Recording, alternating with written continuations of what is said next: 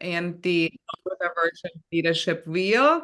Thank you, Ken. We're recording the session this morning, and we're thrilled to have you on this very important topic. To me, empathy really lies in the sweet spot of effective leadership, serving obviously to build trust, to enhance and foster collaboration, and driving organizational success. And what we found in our coaching partnerships is that for neurodivergent leaders, developing a nuanced understanding of empathy is especially critical to success. So not only does it enable leaders in general to better understand the perspectives and emotions of their team members, but also empowers them to navigate social interactions with more ease. And by developing a better understanding of the emotions that we notice in others, and in turn find authentic ways to address and actually explain what we notice and express our own emotions, that obviously always helps to create a much better and stronger connection, enhances communication, and creates an inclusive environment where everybody feels valued, understood, and heard. And in other words, gaining insights around empathy, neurodivergent leaders really build self-awareness and resilience. And what we saw for our coaching partnerships with leaders in organizations is the idea that it also always champions culture. So in our case, a culture of inclusion and belonging. At PricklyPear Consulting, Ken and I started with the idea of all brains belong, and we started specializing in building leadership journeys around one-on-one leadership coaching for highly gifted senior neurodivergent leaders in organizations.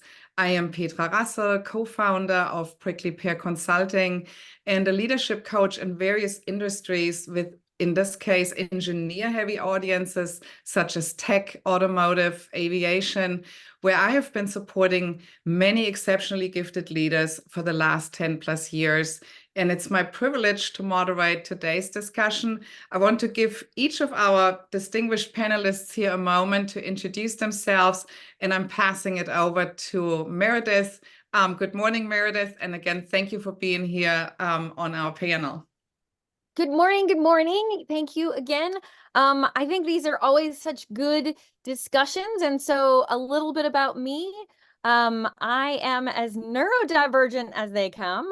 And I help neurodivergent business owners, entrepreneurs, people who are getting their businesses online to run and operate their businesses, working with their neurospicy superpowers, because we can't forget the superpowers that we have as neurodivergents, along with accommodating and creating the structures and support for all of our challenges so that we avoid burnout, so that we're not spending too much time wasting our energy masking and living a life of authenticity in the world that we exist in. So that's a little bit about me.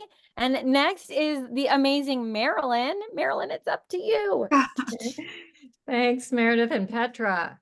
So I'm Marilyn O'Hearn, and I've been coaching and partnering with leaders, teams, and coaches for the past 25 plus years, with a special eye on cultural intelligence. So I love what Petra said about belonging and inclusion, and cultural intelligence is looking at what are all of my cultural identities and what are the cultural identities of the people that I'm working with. And that includes neurodivergence, and it includes ethnicity, and it includes gender and generation, so many different things. And looking at how then recognizing yours, recognizing mine, how can we best work together? How can we best communicate together? And I have created my own term ACHE, awareness, curiosity, humility, and empathy, as a key to unlocking all potential. And I use an empathy quiz to help people see how empathetic they are And it also, once you take the quiz, it gives suggestions. So, and I'm happy to share that. Mm. And on to you, Ken. Awesome, Marilyn. I want to, can you pass that quiz on to me? I'd love to Yes. take it. Just noticing in my life that I've probably not expressed empathy at the level that all the people in my life would appreciate all the time. So maybe my empathy is low, and maybe it's improving. So, but I'm Ken Carlson, and I'm a co-founder at PricklyPear with Petra, and I love what Petra said. This idea that all brains matter. Is that how you put it, Petra? So beautifully. And what I've done as a coach over the last 16 years is I've got the chance to work with many folks at organizations around the world, and at the end of the day, one of the things that discovers that the best leaders are the leaders that live from their heart and they live authentically. And many individuals who may label themselves as neurodivergent, or neurotypical, either way, they don't always know exactly how to express the version of themselves that's the most authentic. And one of the things that we get to do as coaches is to show people to themselves and help them get out of their own way as leaders. And in that case, in the area of empathy is a big area. And we know as a leader that folks who learn to recognize and express empathy in powerful ways, they grow their leadership. And that I'm so excited to be a part of this conversation today around that idea. So thank you. On to you, Petra. Thank you, Ken. Thank you all again for joining in on this topic here, which I find so really critical. And I want to discuss a little bit further the importance of empathy in the workplace and how it impacts leadership effectiveness. Maybe also highlight in the discussion today a couple of maybe common misconceptions about empathy, particularly when it comes to neurodiversity, and want us all to have an opportunity to share some of the insights and learnings we had along the way. And I wanted to hand it over to Meredith first. I know that you always have the most fun examples to bring in. I have a couple of examples to share myself, but wanted to give you a first opportunity here to bring us into this topic in terms of what this looks like on the day-to-day. Right. Well, I think one of the biggest insights in terms of what empathy looks like, especially between neurodivergence, is that we express our empathy in a different way. And it is often misconstrued as keeping the conversation towards us, where somebody will tell us something. They'll be like, hey, this is how it went down at work, and I had this situation with this person. And they're like, oh my goodness, the neurodivergent person says, I had the same experience and I did this, and this, and they tell the whole story. And part of what is often misconstrued, both with neurotypical and people who don't understand that, especially in the realms of ADHD, our expression is to say, I've experienced this thing with you, so I feel you and I understand you, although the experience for the other person often is, man, they're making it all about them. Mm. And if you don't have that awareness that it is actually showing empathy, I know because I do this one all the time, right? How do we communicate knowing that it's different? And so there's this experience of constantly bringing the conversation back, which doesn't feel like you're an empathic person. It doesn't feel like you have that empathy. It really is that experience of all about me, when it is our way of showing care. It is our way of connecting, because there's also the element of it bringing us back to our awareness. For ADHD people, we often forget things. So when we tell the story that is similar to the experience of the other person in our forum, we're also coming back to that experience and being able to then feel it in a different way and bringing it back to our present so that we have the experience to be more present with them. So it definitely has one of those places that brings about challenge, especially if that's the only way that the neurodivergents express empathy, right? And I think the other thing is that oftentimes neurodivergence, when we're together with each other, right, we get that that's our form of empathy, but when it's the neurodivergent and the neurotypical, right, it's that mismatch and that experience. So I love how I you think that's just kind of introduced that. Yes, absolutely. The passion too with which that oftentimes comes out. And then something on the other end of this I've noticed too in my work is that sometimes there is actually a delay in expressing, right? So there is really a processing that takes place internally. And because it takes a little time to figure out how do I actually feel about this? And then an expression of that, there's oftentimes also the misconception of maybe there wasn't any empathy really for that particular moment, right? So two very distinct reactions. I see Marilyn nodding. Probably something came to your mind. Yes, yeah, I was thinking. Opportunity too to chime in here. Thank you. I was thinking about a client. I had a leader who was extremely internal processor and just would have kind of this blank expression after someone had shared some information with them, and then that delayed response that you're talking about, Petra. So he actually learned to say, that's so interesting, and I just want to let you know I'm considering what you've said. I'm paying attention. I'm considering it. And sometimes it just takes me a little bit to respond, so that there wasn't just this gap, like on a phone call, there would be this gap and you didn't even know if they were still there or not.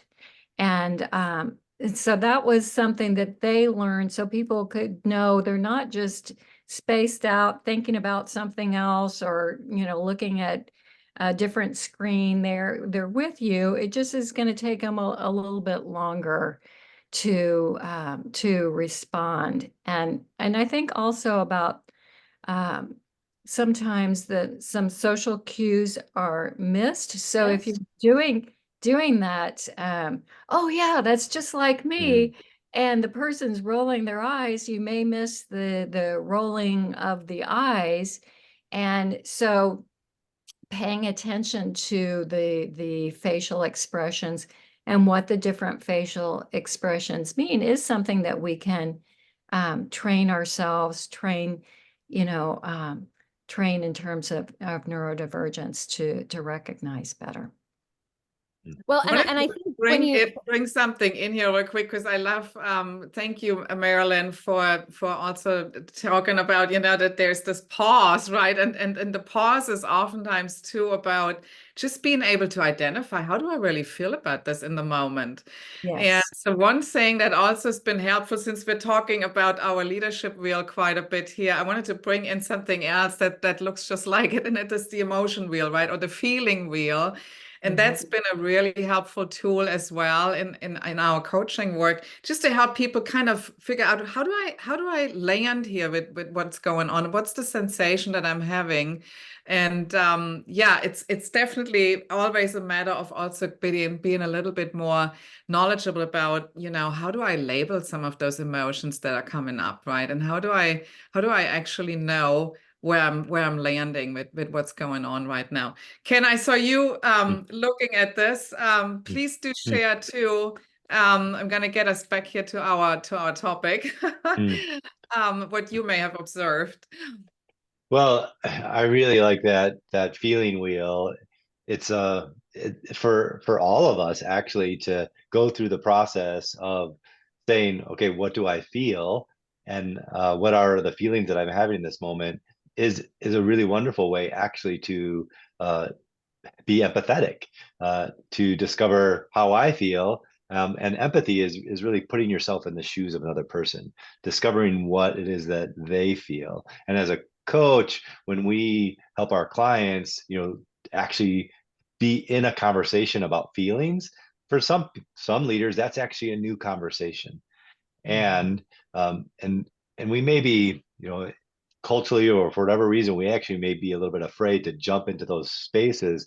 But I found with the clients that I have gotten to work with that they have a deep desire to be better versions of themselves, a deep desire to be better versions of the leader that they can be.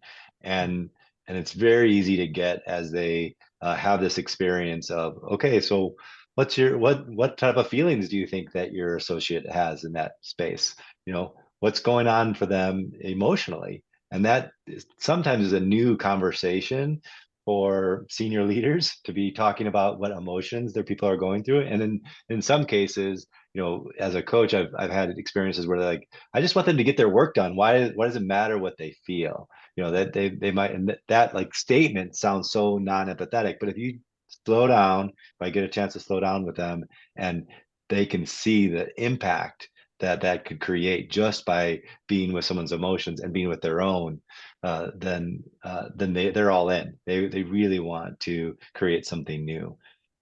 So just even like a little piece of homework for anybody that's watching this, you know, take that feeling wheel, take a screenshot of it next time that Petra shows it, and maybe do an activity like once an hour or once 4 times a day. Set an alarm and say, like, just ask the question, what do I feel? And that's a really cool activity, just to notice your feelings, because they exist, they happen, and to be in a conversation with yourself about your feelings, I think is really powerful. So thanks for sharing that, Petra. Yeah. Thank you, I think, Ken. I don't know if I I think can, you brought up, oops, sorry. I think you brought up something else that's really important, and that's kind of the work that we do here in this space too. It really encourages to be more comfortable addressing emotions in others, right? So oftentimes what we've seen with leaders in our neurodiversity leadership journeys is there's a hesitation, right? I see somebody and there is definitely empathy, but how do I jump into this and how do I address it? Let's say in a meeting, right? Someone gets frustrated, someone gets, you know, stressed out about something. What we've seen before was oftentimes kind of, yeah, I see that, but I'm kind of avoiding that because that could be a difficult, you know, conversation. And what we're actually seeing with that learning here, that and the development of a little bit more fluency in that space is really there's more comfort around addressing it in others. And that again, you know, creates that safe space in terms of we all belong, we all being heard, and you know, we can express empathy toward each other without that awkwardness, you know, that oftentimes is in the middle of it. But I wanted you to jump in, Meredith. I know you had something that popped up for you, so please. I think both Marilyn and I were going to jump at the same time. Yeah. But I think jump, right? I think one of the challenges, I think, as well, when you're talking about feelings and expression is, you know, so we talked a little bit about that processing speed. I think there's also the other challenge with a lot of neurodivergent people, especially when you think about the autism spectrum, where people don't actually experience, like the way they experience their emotions in their body and the way their faces and the expressions don't match. Right? So you often have, whether it's proprioception or interoception, issues in terms of how they are living and experiencing life. And so when you add that onto that experience, expressing empathy, right? They might be actually expressing empathy in their body in the way, but it might look like, you know, like you were saying, the rolled eyes or those other expressions that you don't think show that empathy. Right. So not just the space in which it takes for them to register emotions, and then also the fact that it looks differently, and then how they then express it differently. So you have each of those different stages that affect that experience of expressing empathy, feeling empathy, and recognizing it. Yeah. Thank you. And when to recognize it too. Yes. Like you mentioned, Petra, and it's in the middle of the meeting. You can see someone is getting frustrated. Do you address it in the moment, in the midst of a team meeting with other people there, or do you pull them aside afterwards and say, I noticed you were getting frustrated or angry or whatever the notice is? So when to do it, how to do it, and you know, recognizing it in the first place. And I loved on the colors on the emotion wheel, you know, that some are hot or warm colors, some are cool colors. Yep.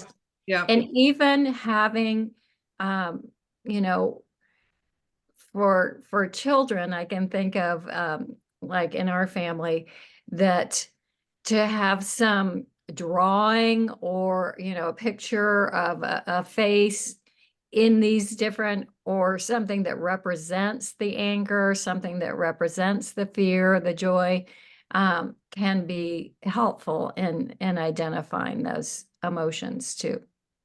I love Absolutely. that. I did something similar, Marilyn. I think that's so fun.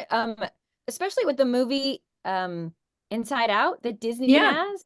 Is they yeah. took all, because they have all the emotions, and of course the new one comes out with all of puberty and anxiety and all of the new ones that are gonna be, and we did a little cube, and it had a different emotion on each side of the cube. And so especially when you get to that like the feelings overwhelm, right? When we talk about overstimulation with neurodivergence and that not being able to communicate, to be able to flip it, right? To be able to flip the thing and say, this is the feelings that I'm having in a visual way, especially if you don't visually express Right. ways that match. So to have that visual cue in the house, they would just flip the cube and this is how I'm feeling. So you know you're coming into a hot, angry, frustrated person, or coming in, right, with the fire on his head and all those different experiences. Yes, the fire Right. in And the so it's that, you know, and this kind of breaches what we're talking about next week in terms of the communication of it all, right? And how those challenges come out in the communication. And so I think we've got both the experience and the expression of it. So that was something that we did in this house that I think was really helpful, especially for developing minds. But I think, you know, why not have it for adults as well? If you know, Right. you're in that hyper focus zone, or what would it look like if you had things as people walked into your office so they know the kind of the energy and emotions that they're walking into. Thank you, Meredith. Wanted to just kind of summarize. I think we touched on again, like some of those key challenges, right, that pop up in this space particularly. So we talked a little bit about difficulty identifying emotions, and obviously things like the wheel come in handy there. Love this cube thing too. That's really also something that we've tried out before, and I think it's wonderful. We talked about nonverbal communication, right? So having difficulties, again, interpreting nonverbal cues and basically misinterpretations that happen as a result there. I think something to mention here too is maybe sensory overload. You know, we have definitely moments where that can really come and get us off track in terms of identifying, again, emotional expressions properly, because we're triggered somehow with sensory overload. And that's something we always need to be mindful of, particularly in team meetings, in settings that may, you know, trigger those kinds of things. And then we have kind of like what I touched on a little bit before, that literal thinking, like, is it processed in the same time, right? So certain things, again, happen in different layers and with underlying contexts. So we see definitely a little bit of a delay there sometimes in being able to express and considering what's actually going on. And then something Meredith mentioned as well, which is the masking and camouflaging, right? So sometimes, and I know Marilyn touched on that as well. So that's something where oftentimes it's, and also to Ken's comment, not authentic, right? We're not sure how to express, and we don't know, you know, is it coming across? So we're sticking with something that we feel is safe, or something that we kind of tested and tried out before, and it kind of delivered a positive result, right? So that's kind of where we then hide and are not authentic in our own expression. Wanted to get a little bit into strategies here for everyone that's joining us today, in terms of how to overcome those challenges best. And maybe want to start here with Ken. Ken, what have you seen, you know, in your work that help people, you know, make a move to the right of that and actually gain some traction there? Yeah, and I think that's exactly what I was sharing before, was what I think really makes a difference is obviously just meeting the client where they are and discovering what it is that they want. And when they discover, hey, I may not have the empathy that I need to have, how can I go about doing that? So create a practice like that feeling wheel. That's a practice that I've suggested as a strategy to help a leader have more empathy. But more than anything, it's just the awareness, right? Like once you're aware and you start just practicing expressing empathy, just practice, and that might be the homework that I might give a leader is practice expressing empathy over the next couple of weeks, and then we'll talk about how that went. That tends to be the strategy that I work. I'm sure there's better ones. I'd love to hear others as well. So beautiful. Yeah, self-awareness, a big number one here, right? And I think also practices that we all know about, like mindfulness, those kinds of things also obviously help develop that. Meredith, what popped up for you, kind of like a good strategy here to overcome? Meredith, you're on mute. Yeah, here, there you go. The dog was barking like crazy. Somebody came to the door. So I was going to say, just like Ken was saying, right? Really identifying, I think part of it is identifying your expression, right? Are you one of those people, once you identify, like I am one of those people that is all about telling, oh, this is my story and this is how it relates to me. And once I identified that, I think the other thing is to, right, like to say, oh, especially like when you do that and you know that people are like, you're not. Are you with me? You're Where's your talking empathy, about Meredith? you again, right? It's the okay, this is me trying to express this. I understand that I'm relating this. And the more that you have the clarity of that is your form of communication, right? Even adding something like, okay, this is me trying to express empathy by sharing my story, and just adding some of that information can help turn down the experience of thinking that it's all about me or understanding. So I think, just like Ken was saying, the identifying your challenges in the area of empathy and then being able to start communicating them.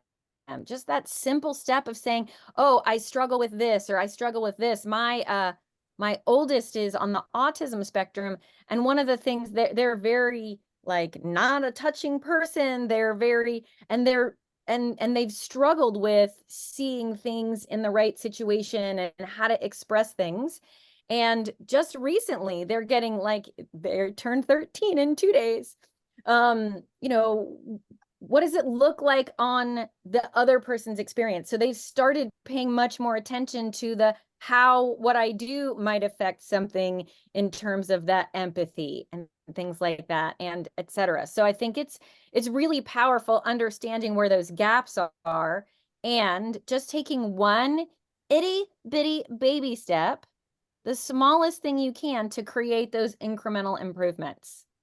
Right? I'm not going to being the most empathic person in the world, but I can take one little baby step. And I think that's the key, is to figuring out how small that little one thing is that can make the difference in showing and expressing it and recognizing it. Beautiful. Yeah, it's literally a step at a time, right? It's a work in progress, and we always want to remind everyone of that. It's not like a flip of a switch and there we are. It's more like really the practice, right? So what Ken said, the developing of a self-awareness always comes first. The kind of understanding a little bit how emotions are expressed, across the table.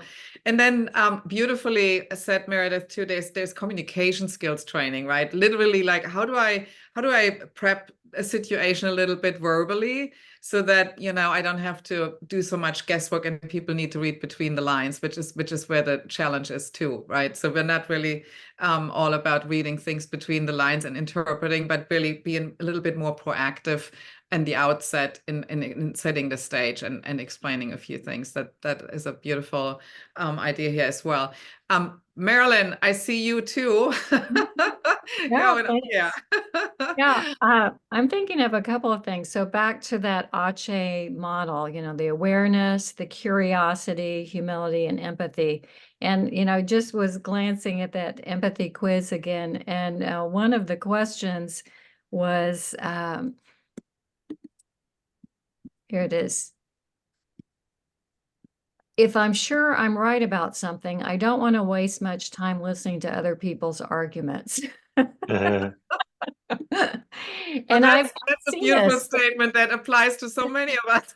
Yeah, And it's so on point. So I was just thinking the same thing. Oh, I forgot to say this, and it came out of your mouth. I love that. yeah, yeah. And you know, I've seen this with clients before, and they can get to a different place. You know, they said, you know, if I step into that place of curiosity, it's like, okay, well, this is my idea, and I think I'm right, but what else might be going on here? And kind of puzzle it out. Then they said, one client said, it's like a chess game. You know, I've learned to observe more, to listen, and to plan my strategy, you know, kind of accordingly, so that we can both reach the goal that we want, you know, in the conversation, in the relationship. And because their goal was improving relationships with external partners and improving their negotiating skills. So if you start negotiating and building relationships with I'm right, you're wrong, it doesn't go very well. No. So huge. Yeah. How So does huge. this fit my approach with where I want to be, and what can I do to help get there? And I think that, you know, we're really getting into the communication. We can't separate it from that. Yeah. So I invite people to take a pause, you know, and do a check-in. What am I aware of within myself as I listen to this other person sharing their ideas, sharing their emotions? What's going on within me? What's going on within them? Getting curious, and then thinking about what might be helpful, you know, in the situation. And even prep, you know, before that. So when you're starting a new partnership, when you're bringing someone new into the team, let's have a conversation about what are the strengths that I bring, what do I want you to know about me, and how can we work best together, knowing that one of us is ADHD or ADD, or somewhere on the autism spectrum, or something else, you know, and that, you know, that I'm bringing that's going to make me have a different perspective than you. And to get an agreement about that first, to recognize each other's strengths, and even, you know, a team exercise that I do around this. What's everyone bringing? How is that helping them in their role? And then seeing the other people respond by saying, yes, you are so blank, the positive thing. And just how much that builds up the team, the trust, the good feeling. Awesome, Marilyn. Thank you, Marilyn. Wanted to bring in one point here too that came to mind, which is oftentimes there's not a lack of empathy, right? I mean, when I especially when I listen to Meredith, I mean, we're seeing so much passion around it, but then there is an overload.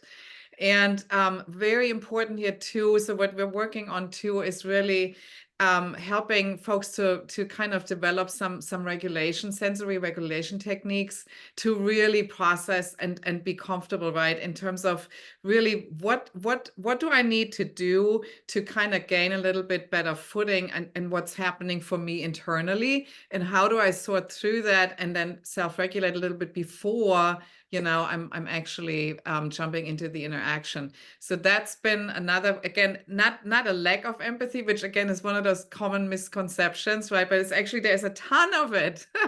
And how do I actually regulate that a little bit and then communicate, you know, where I'm at emotionally in that particular situation, particularly one that becomes stressful, right? Because there are so many different layers of things going on internally. Wanted to be mindful. I think we're really here at the bottom of our 30 minutes, and it always is such a wonderful time to spend with all of you. I think we could easily extend this for another 30 minutes minimum, but I wanted to thank everyone. Show again, we worked a little bit on this emotional wheel here.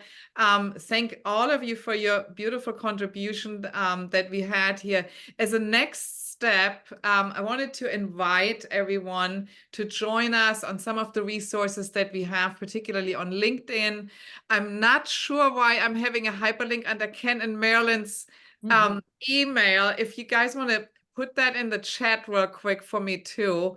Wanted for everyone to have a form of connecting with any one of the panelists here directly. And of course, follow our updates on LinkedIn. We have the PricklyPear group, and we have a group that talks about brain diverse leadership. So please do join, come back.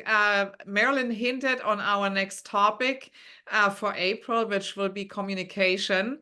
And we're looking forward to welcoming It's on everyone. the 24th of April 24th. at the same time, 9 a.m. Pacific. And on that note, again, thank you all for the lively contribution today. We will be back here April 24th, same place. And it's been lovely, and have a wonderful remainder of today and this week. Thank you, guys. Bye-bye. Thanks, Thanks, everybody. Priya. you. Thanks, Ellen, for You participating. all. Appreciate Thank you you. being here. Thank you so much. Thanks. Bye. Bye-bye. Thanks. Bye-bye. Bye-bye.